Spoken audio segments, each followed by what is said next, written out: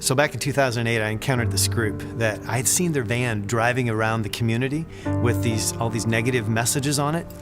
But one Sunday morning, they showed up at our church, and they were picketing out in front of the church, and it happened to be Mother's Day. They were holding these signs that said, "You gotta hate your mother." And obviously pulled from scripture, but twisted. There's a time that I experienced some deep and devastating loss.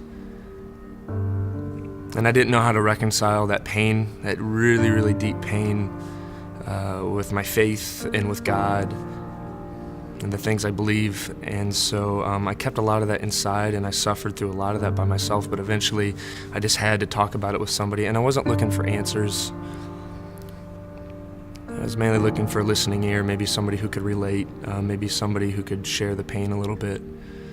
Years ago, I was building a relationship with a person who was from a far and distant land.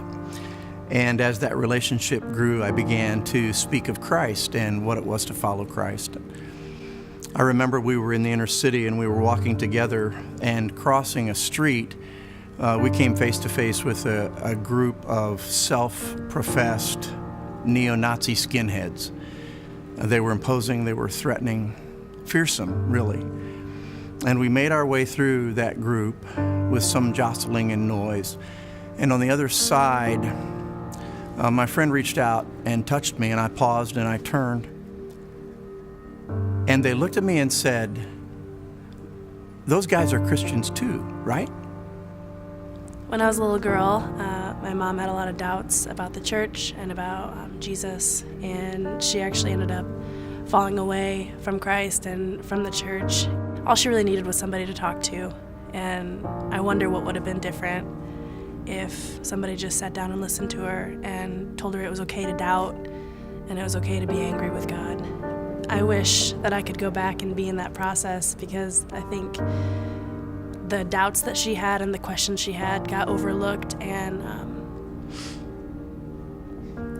I just wish I could have been there for her, because I think she just got so lost in it and didn't know how to not be perfect, and she didn't feel perfect, and she didn't feel valued or loved, and I just wish I could have been there and helped her along and just show her the Jesus that I know. When I was younger, I developed a relationship with two young Mormon missionaries who had been coming over to my home. And that relationship developed into the opportunity to invite them to our church where I was serving and working. One Sunday they showed up. Our elders met them at the door and would not let them in for the church service. So they came and sought me because these men had said that they were invited by me. So I went downstairs and met with our elders. But while I did and was trying to convince them that it was okay to let these young men in and to experience our service, they were within earshot of us. And they could hear that our elders were not comfortable with it and our ushers weren't comfortable with it. I engaged them, tried to talk to them, but I found that they were just interested in their agenda. It wasn't about listening to anyone else. It was about preaching a gospel that was not loving, but very condemning. They weren't interested about where other people were coming from or what another person's view might be, but simply their viewpoint. Jesus used the phrase, good news, the gospel. And unfortunately, the message that was being received, that was being given by these people was something less than the good news. And that was one of those times where I didn't want to be associated with a person that was calling himself a Christian. You know, a few of the people that I opened up to just chose to give me really trite and simple answers. And one in particular was, well, I guess God loved that person so much that he just wanted them up in heaven with him right now. I can't think of anything that is less helpful than those things, because my pain was not simple and it wasn't trite, and so to get simple and trite answers and solutions was worse. It might actually make you feel better, but it's making me feel worse. And I don't want to be like that. I don't want to be a Christian if that's what Christians do. And in that moment, I was so shocked and hurt. I mean, deep down, that brand, whatever they had in their mind, thinking of these folks, that would be ascribed to me or to the followers of Christ.